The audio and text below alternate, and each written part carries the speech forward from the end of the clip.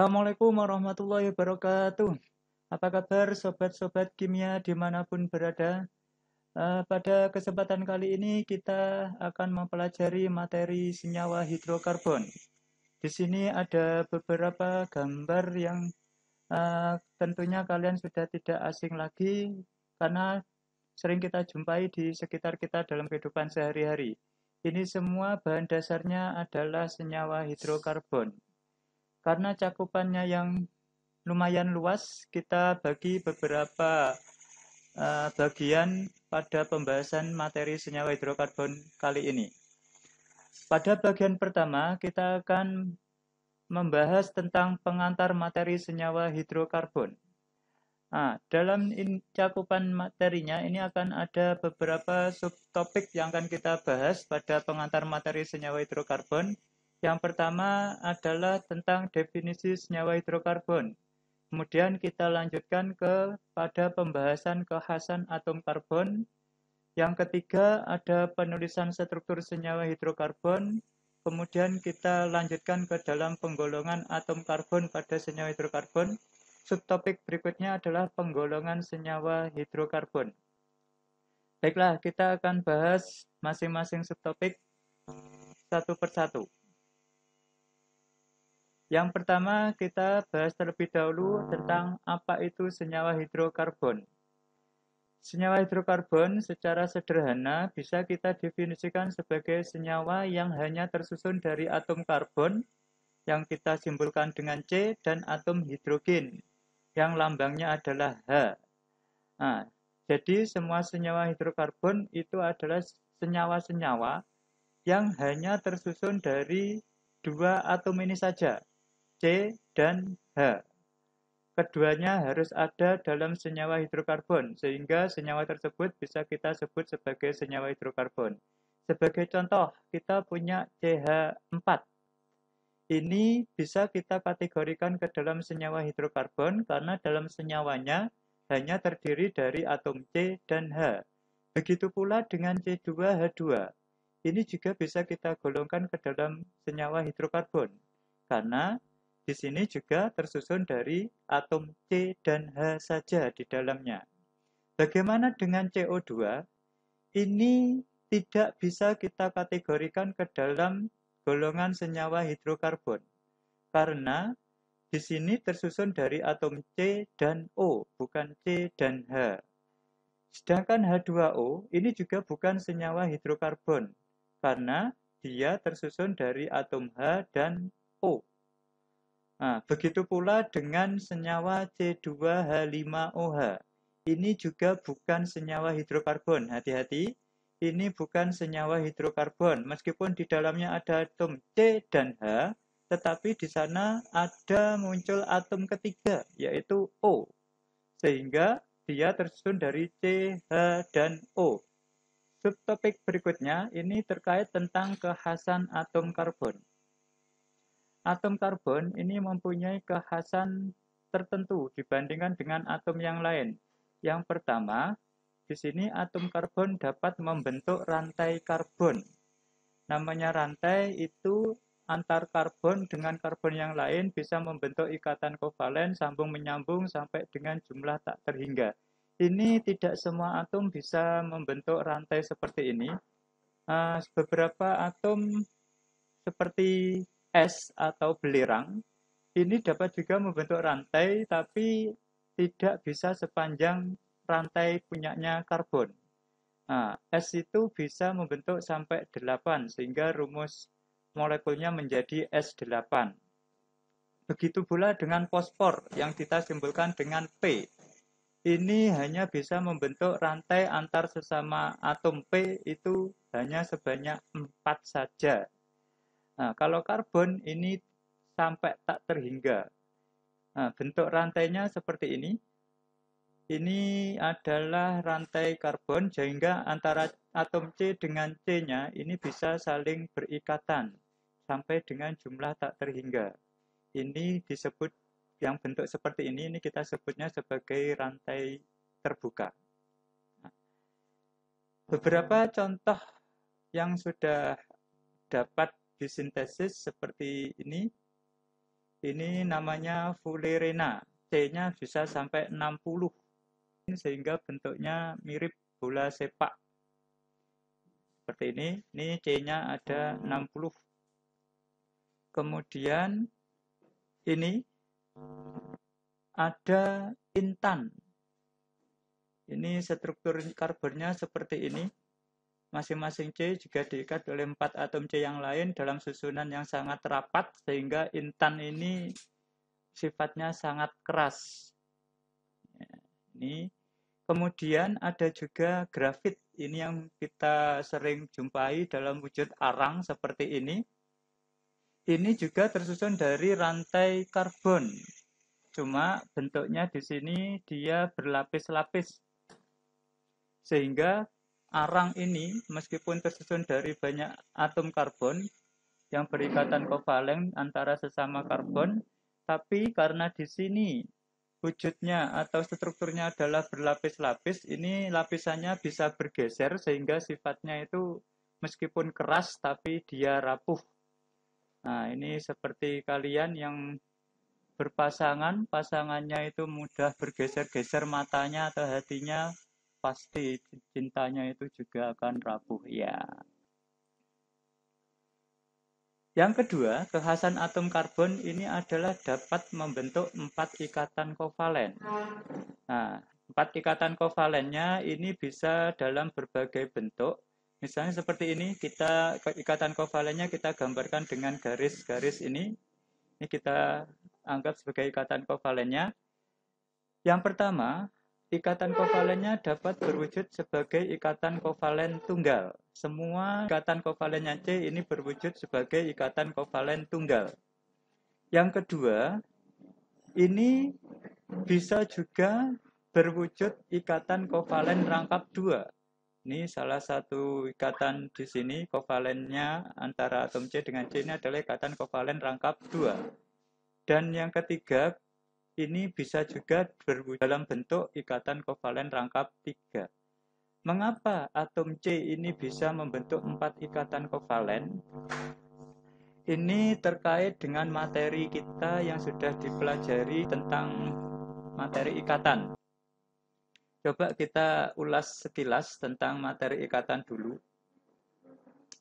Pada dasarnya, semua atom yang ada di tabel periodik kita itu ingin mencapai kesestabilan. Nah, atom dalam tabel periodik unsur kita yang paling stabil adalah atom-atom yang berada di golongan 8A. Sehingga atom-atom yang lain itu akan cenderung untuk membentuk susunan elektron atau konfigurasi elektron seperti yang dimiliki oleh golongan 8A atau golongan gas mulia, karena diindikasikan kesestabilan golongan atom-atom golongan 8A ini disebabkan oleh karena konfigurasinya yang seperti ini. Sehingga atom-atom lain khususnya golongan A itu cenderung untuk mengadopsi konfigurasi elektronnya punyanya golongan 8A ini. Misal, saya punya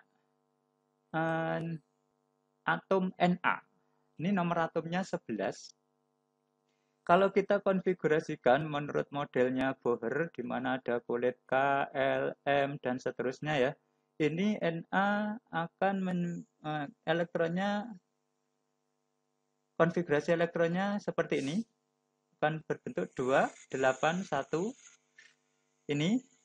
Jadi kalau kita lihat di sini, kita bandingkan dengan konfigurasinya gas mulia, atom gas mulia, ternyata Na ini paling dekat dia untuk bisa meniru punyanya Ne.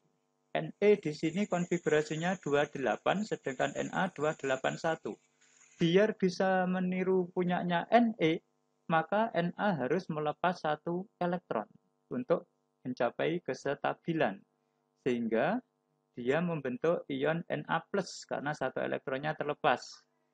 Nah, dengan demikian konfigurasi elektronnya sama dengan Ne, yaitu 28. Contoh lain, kita punya Cl, nomor atomnya 17. di sini konfigurasi elektronnya 287. Ini kalau kita lihat di konfigurasinya gas mulia, dia akan paling dekat dengan punyanya konfigurasinya AR. Ya, AR di sini 288 sehingga supaya dia sesuai dengan konfigurasi elektronnya AR, maka dia harus menangkap satu elektron lagi. Nah, sehingga dia harus menambah satu elektron lagi membentuk ion Cl-. Dengan demikian, konfigurasi elektronnya sudah sama dengan AR 288. Sehingga Cl- ini adalah sudah mencapai kestabilan. Gitu. Nah, kita kembali ke pembahasan materi kita, yaitu ke pokok materi hidrokarbon, di mana di sana ada hidrogen dan karbon. Maka di situ, kalau kita lihat H, ini punya satu elektron, konfigurasinya 1. H ini paling dekat konfigurasinya adalah dengan He. Nah, He ini konfigurasi elektronnya 2, maka supaya sama dengan konfigurasi elektronnya punyanya He untuk mencapai kestabilan, H ini harus mendapatkan atau menangkap satu buah elektron lagi. Karena di hidrokarbon ini ikatan yang terbentuk adalah ikatan kovalen, maka satu elektron ini akan dapat diperoleh dengan cara membentuk satu ikatan kovalen dengan atom C. Di sini, jadi H ini supaya membentuk kestabilan seperti konfigurasi elektronnya He, dia akan menangkap satu elektron yang diperoleh dengan membentuk satu ikatan kovalen. Seperti ini. Bagaimana dengan C? Kenapa dia kok membentuk 4 ikatan kovalen? Kalau kita lihat di sini, C ini konfigurasinya adalah 24. Ini paling dekat dengan punyanya Ne, 28.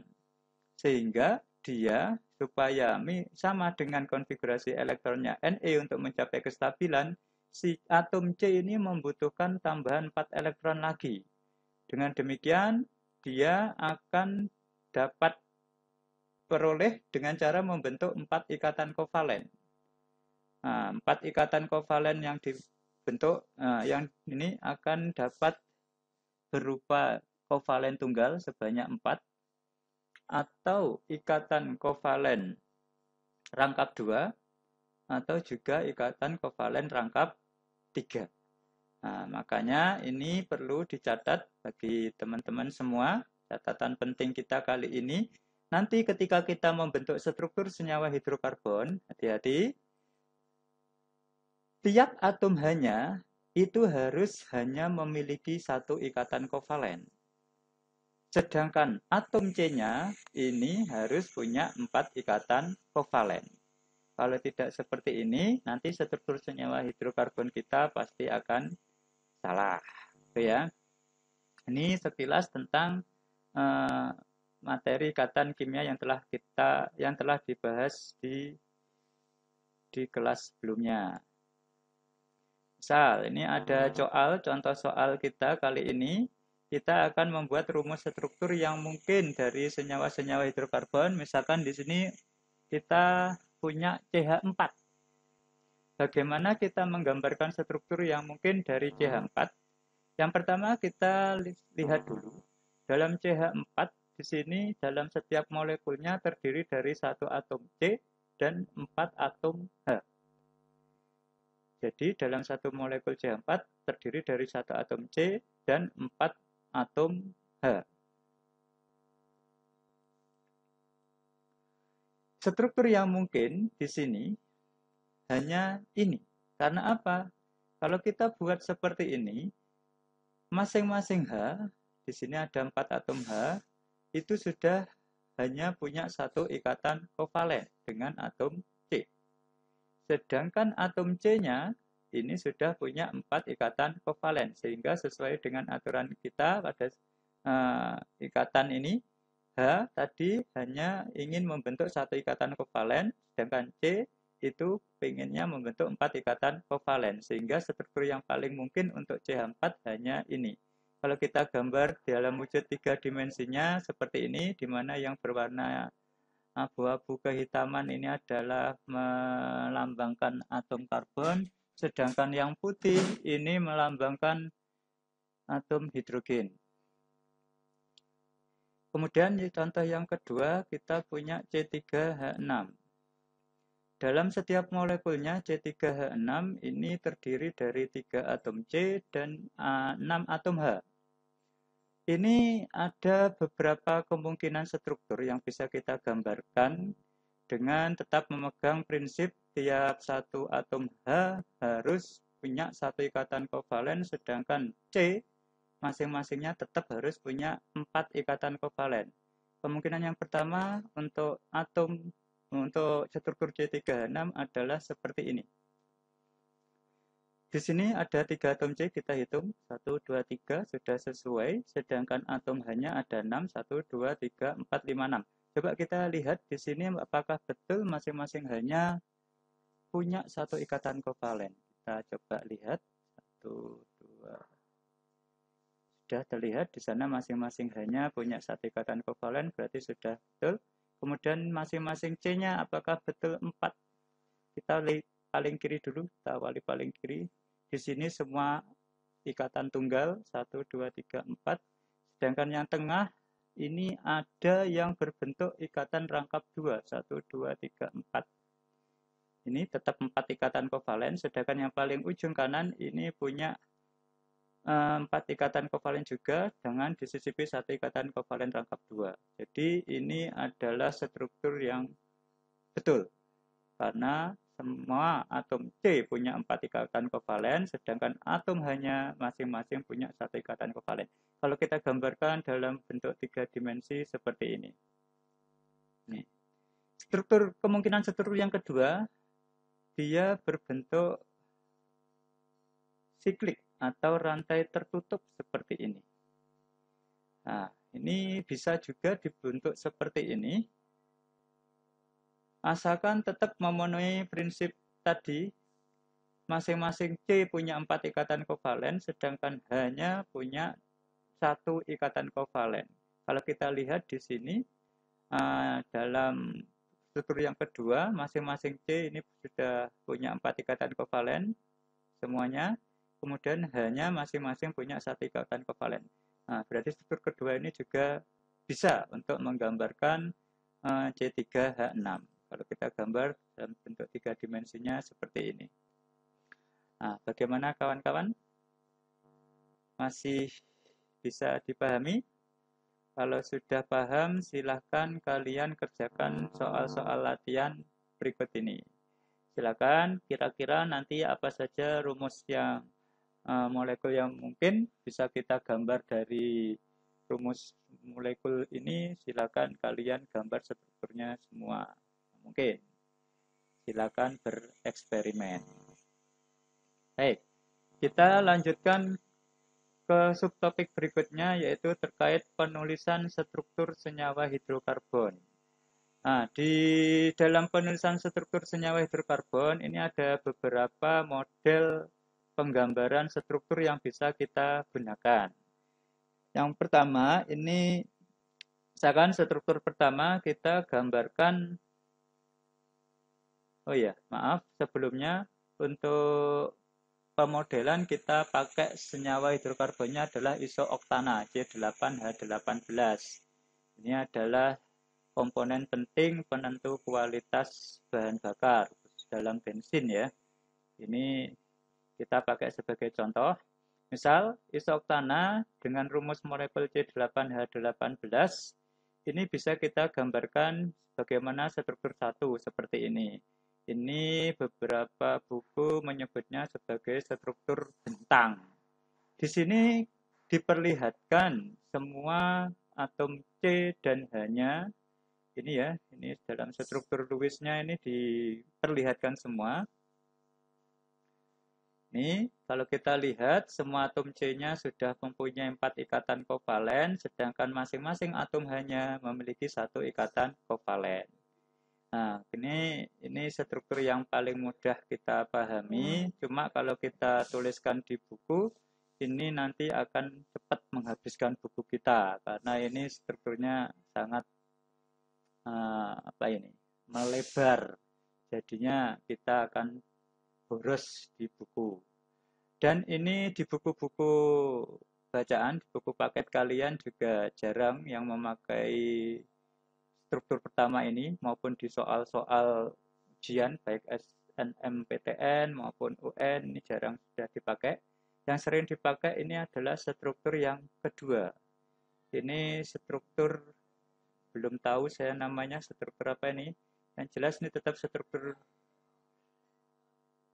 quiz. Cuma di sini kalian perlu hati-hati. Struktur 2 ini terlihat lebih sederhana dibanding struktur yang pertama.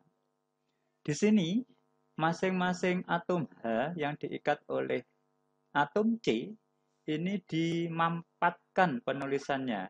Ini istilahnya dimampatkan penulisannya. Misal yang paling kiri, C paling kiri, ini punya 3 atom H. Di situ ditulis langsung dalam sebuah huruf H, kemudian dikasih angka kecil di bawah. Ini namanya adalah angka indeks. Ini menjadi CH3, diringkas menjadi CH3. Demikian juga yang atas ini, C atas ini juga punya 3H, langsung ditulis tanpa menunjukkan ikatan kovalen antara C dan H lagi. Langsung diringkas CH3. Yang di sini nggak punya H ya, langsung yang bawah ini juga sama seperti itu, CH3. Kemudian yang tengah ini karena dia mengikat 2 atom H, di sini langsung ditulis hanya ada 2. Demikian juga seterusnya. Nah, di sini penulisannya lebih sederhana, cuma banyak yang salah dalam memahami bentuk yang kedua ini, bentuk struktur yang kedua ini. Salahnya yang sering itu teman-teman di sini menganggap misalkan ikatan antara ini yang paling kiri ini ikatan kovalen yang paling kiri ini. Terlihat di situ ikatannya antara H dengan C. Hati-hati. Ini bukan ikatan H dengan C. Kita tadi sudah sebutkan bahwa 3 atom H yang di sini itu adalah diikat oleh C yang ada di sini. C pada ujung paling kiri ini. Seperti ini. Nah, kalau kita samakan, kita sesuaikan dengan gambar struktur yang di atas ini, struktur 1. Di sini terlihat ikatan kovalen ini kira-kira merupakan ikatan antara atom apa dengan apa. Ini dengan ini kan ikatan kovalennya sama. Iya, betul sekali.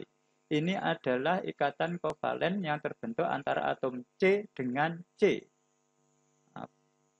C dengan C, bukan H dengan C. Karena H-nya ini sudah diikat oleh C yang paling kiri. Sehingga ikatan kovalen ini terbentuk dari atom C yang kiri dengan atom C sebelahnya ini. Gitu ya. Nah, untuk penggambaran ini, CH3 peringkasannya ini, atom H-nya apakah harus ditaruh di sebelah kanan? Tapi kok juga ada yang di sebelah kiri? Ini bebas, suka-suka teman-teman semua. Kalau suka H-nya ditaruh di atas, silakan di atas, di bawah silakan di bawah, di samping kiri juga silakan. Yang jelas jangan sampai salah memahami. Di sini ikatan kovalennya adalah antara atom C dan C sehingga rantai karbonnya tetap terbentuk. Nah, tidak ada rantai hidrogen karbon, yang ada rantai karbon di sini. Nah, demikian juga dengan ini juga ikatan antara C sini dengan C sebelah sini. Begitupun juga ini adalah C yang sebelah kiri ini dengan C sebelah kanannya ini. Bukan ikatan kovalen antara H dan C. Hati-hati. Kemudian bisa juga hidrokarbon ini kita gambarkan dalam struktur 3. Ini kita nyebutnya sebagai struktur termampatkan. Nah, ini lebih sederhana lagi, tapi bisa juga membingungkan. Hati-hati. Di sini kita coba lihat bagaimana awal mulanya ini strukturnya bisa terbentuk seperti ini. Kita lihat di sini ada CH3 diikat oleh C yang ada di sini. CH3-nya ada 3. Maka ini kita tulis C-nya terlebih dahulu, C yang mengikat CH3 ini, ketiga CH3 ini kita tuliskan terlebih dahulu, kemudian CH3, ketiga CH3 yang diikat kita tuliskan dalam kurung. CH3, CH3, CH3 karena banyaknya atau jumlahnya ada 3 buah, maka di sini kita tulis 3. Nah, kita tadi sudah sampai sini, C sini. C yang ini semuanya kita ringkas di sini. Sehingga habis ini kita tuliskan lagi setelahnya itu ada CH2. Langsung muncul di sini. Kemudian setelah CH2 ini muncul CH, kita tuliskan di sini. CH di sini juga mengikat CH3 sebanyak 2 kali. Sehingga bisa langsung kita ringkas. Dalam kurung CH3-nya ada 2. Nah, silakan kalian mencoba-coba dengan struktur senyawa hidrokarbon yang lain. Struktur yang keempat, ini adalah kita nyebutnya skeletal atau rangka. Di sini yang dituliskan itu hanya ikatan kovalennya saja. Di mana ujung dan sudut-sudut di sini, ujung ikatan kovalen di sini maupun sudut-sudut ini menggambarkan atom C. Hati-hati di masing-masing ujung maupun sudut-sudut di sini dalam struktur rangka ini itu ada atom C. Hanya itu tidak digambarkan. Kalian harus bisa memahami. Misalnya di sini ini ada satu C. C seperti ini. Nah, di sini C-nya hanya memiliki satu ikatan kovalen. Sehingga karena C tadi harus punya 4 ikatan kovalen, kita harus bisa membayangkan berarti C-nya ini selain punya ikatan kovalen dengan C sebelahnya ini, dia juga punya 3 ikatan kovalen dengan atom H. Jadi seperti ini bentuknya. Kenapa? Senyawa kita senyawa hidrokarbon. Sehingga kalau satunya sudah digunakan untuk mengikat C yang lain, maka supaya tetap dia punya 4 ikatan kovalen, kita harus bisa membayangkan bahwa C di sini untuk melengkapi ke 4 ikatan kovalennya, maka dia harus punya 3 ikatan kovalen dengan atom H. Seperti ini.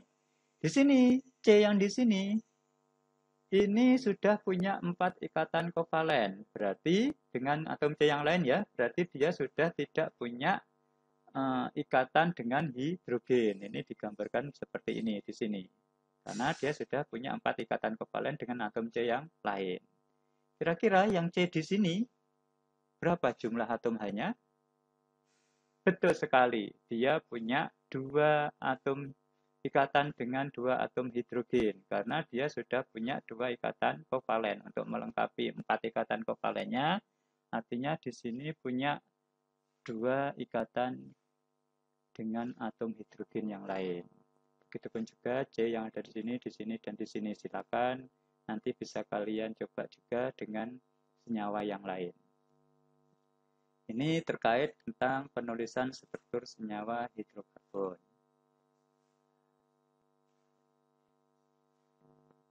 Kita lanjutkan ke subtopik berikutnya, yaitu terkait penggolongan atom karbon pada senyawa hidrokarbon. Nah, jadi atom-atom karbon pada senyawa hidrokarbon ini ada kategorisasinya sendiri. Misal untuk pemodelan kita tetap menggunakan senyawa isoktana tadi C8H18 yang seperti ini. Di sini saya sudah simbolkan masing-masing atom karbonnya dengan sebuah angka. Dari kiri misalkan ada nomor 1, 2, 3, 4, 5, 6, 7, 8. Seperti ini ya. Ini simbol suka-suka saya sendiri yang membuat biar nanti mudah untuk dipahami oleh kalian. Ini berdasarkan atom karbon yang mengikat atau terikat pada dirinya. Ini atom-atom karbon ini bisa dibedakan menjadi 4 jenis. Yang pertama ada atom karbon primer yang kita lambangkan dengan C1 andeng-andeng. C1 apa ini ya? 0 gitu ya. Ini kita definisikan atom C primer ini sebagai atom C yang terikat dengan satu atom C yang lain pada senyawa hidrokarbon. Jadi kalau pada struktur senyawanya ini bisa sangat jelas ketika ada atom C yang terikat dengan satu atom C yang lain, maka ini kita sebut sebagai atom C primer. Nah, kalau di sini kira-kira mana saja ini? Satu, betul. Ada lagi? Ya. Nomor 5, cocok ini. Ini hanya diikat oleh atom C nomor 4, sedangkan atom C nomor 1 hanya diikat oleh atom C nomor 2. Ada lagi? Betul, 6. Nomor 6 hanya diikat oleh atom C nomor 2. Demikian juga nomor 7 dan juga nomor 8. Oke. Yang kedua, ini ada atom C sekunder. Nah, atom C sekunder ini adalah atom C yang terikat dengan dua atom C yang lain pada senyawa hidrokarbon. Nah, untuk yang sekunder, dia terikat dengan dua atom C yang lain pada senyawa hidrokarbon. Kira-kira untuk senyawa eksoktana ini ada di nomor berapa dia? Coba kita cari bersama-sama. Betul sekali. Dia muncul di nomor 3. C nomor 3 ini dia terikat oleh C nomor 2 dan C nomor 4. Sehingga cocok ini dia dikategorikan sebagai C sekunder. Kemudian yang ketiga ada atom C tersier. Di sini adalah atom C yang terikat pada 3 atom C yang lain. Di sini tidak ada lagi selain yang C nomor 4. Di sini dia diikat oleh atom C nomor 3, 5, dan 8. Yang terakhir ada atom C kuartener. Di sini adalah atom C yang terikat dengan 4 atom C yang lain. Nah, kira-kira yang mana ini? Betul sekali. Tidak lain, tidak bukan. Dia adalah C nomor 2 karena dia diikat oleh C nomor 1, 3, 6, dan 7. Nah, bagaimana bisa dipahami? Bagus sekali.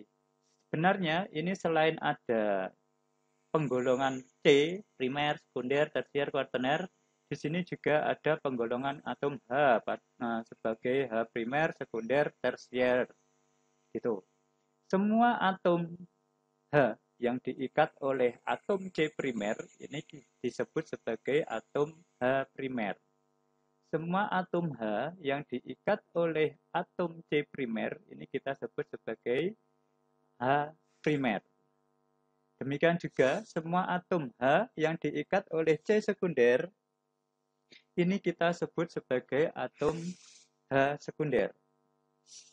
Semua atom H yang diikat oleh C tersier ini kita juga sebut sebagai atom H tersier. Nah, kira-kira untuk H kuartener ada apa enggak? Bagus sekali. Tidak ada atom H kuartener. Karena apa? C kuartener tidak mempunyai atau tidak mengikat atom H.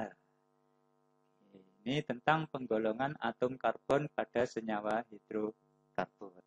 Kita lanjut ke subtopik berikutnya.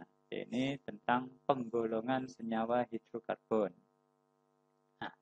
Ini adalah nanti secara garis besar materi yang akan kita pelajari untuk senyawa hidrokarbon di pertemuan atau di kesempatan berikutnya.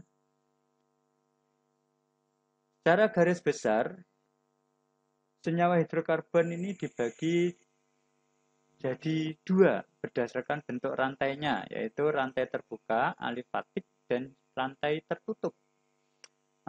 Kalian pastinya sudah tahu rantai, misalkan rantai di sepeda motor atau di sepeda goes itu pergi ke barat ya, bukan ya, maksud saya itu goes yang sepeda pancal itu. Ini rantainya kita tidak bisa melihat ujung dan pangkalnya. Kalau model yang masih bagus seperti itu, rantai yang masih bagus tidak bisa kita lihat ujung dan pangkalnya, ini terkategori rantai tertutup. seperti itu ya. Jadi masih bagus melingkar gitu. Nah, tapi ketika rantai ini putus, maka ada ujung dan pangkal yang ketara sangat nyata di sana, sehingga terbentuklah rantai terbuka karena rantainya yang tertutup tadi sudah putus. Nah, ini gambarannya seperti itu aja. Kemudian di rantai terbuka ini nanti kita punya dua golongan hidrokarbon lagi. Kita bagi jadi dua jenis, yaitu hidrokarbon jenuh dan hidrokarbon tak jenuh. Sedangkan rantai tertutup itu terdiri dari golongan senyawa hidrokarbon alisiklik dan juga aromatik. Nah, dua golongan ini kita tidak bahas di sini. Ini nanti ada pembahasan tersendiri. Untuk saat ini yang akan kita bahas adalah yang rantai terbuka atau alifatik, di mana di sini anggotanya ada hidrokarbon jenuh dan hidrokarbon tak jenuh. Hidrokarbon jenuh ini terdiri dari golongan senyawa alkana. Sedangkan hidrokarbon tak jenuh ini terdiri dari alkena dan alkuna. Apa ini yang dimaksud dengan hidrokarbon jenuh dan tidak jenuh? Kita tadi sudah pelajari bahwa karbon itu punya 4 ikatan kovalen. Kalau semua 4 ikatannya ini digunakan untuk mengikat masing-masing atom yang berbeda, maka kita kategorikan sebagai hidrokarbon yang sudah jenuh. Ini ada di golongannya senyawa alkana. Contohnya seperti ini. Jadi, misalkan C, di sini kan punya 4 ikatan kovalen, dia masing-masing digunakan untuk mengikat atom yang lain. Maka dia sudah tidak memungkinkan untuk mengikat atom lagi. Maka dikatakan sebagai hidrokarbon jenuh. Sedangkan hidrokarbon tak jenuh, di sini ada alkena dan alkuna, misalkan alkena, di sini dicirikan dengan adanya satu ikatan C dengan atom C rangkap 2. Nah, di sini kenapa disebut tidak jenuh? Karena di sini ada 2 ikatan kovalen punyanya C digunakan hanya untuk mengikat satu atom. Sehingga di sini hanya ada 3 atom yang bisa terikat. Dengan demikian, dia masih memungkinkan untuk mengikat satu atom yang lain lagi dengan cara memutus ikatan CC rangkap ini menjadi CC tunggal, sehingga satu ikatannya bisa digunakan untuk mengikat atom yang lain. Demikian juga dengan alkuna. Di sini ada 3 ikatan, ada satu ikatan rangkap 3 antara atom C dengan C sebelahnya. Sehingga di sini C hanya maksimal mengikat 2 atom saja. Nah, padahal makanya ini disebut tidak jenuh karena dia masih bisa lagi menguraikan ini untuk memutus 2 ikatan yang ada di sini untuk membentuk ikatan dengan atom yang lain, 2 atom yang lain. Ini kalau kita analogikan seperti cowok itu kan pada dasarnya bisa menikahi 4 orang istri. Nah, kalau ini sudah digunakan ke-4 jatahnya untuk menikahi semua. Jadi dia sudah tidak bisa menikahi wanita orang lain lagi. Kalau di sini dia baru menggunakan 3 jatah sehingga dia masih punya 1 jatah menikah lagi dengan cara ini. 2 ikatan kovalen yang digunakan untuk mengikat C ini dilepaskan 1 untuk mengikat atom yang lain lagi. Sedangkan di sini, ini dari 4 jatah dia masih gunakan untuk 2. Jadi di sini dia masih punya 2 jatah lagi. Seperti itu. Nah, ini nanti fokus kita pada pembahasan senyawa hidrokarbon. Ini pada 3 golongan senyawa ini, yaitu alkana, alkena, dan alkuna. Demikian pembelajaran pengantar materi hidrokarbon kita kali ini. Semoga pertemuan kita yang singkat ini dapat membawa manfaat. ihdinas siratal mustaqim. Wassalamualaikum warahmatullahi wabarakatuh.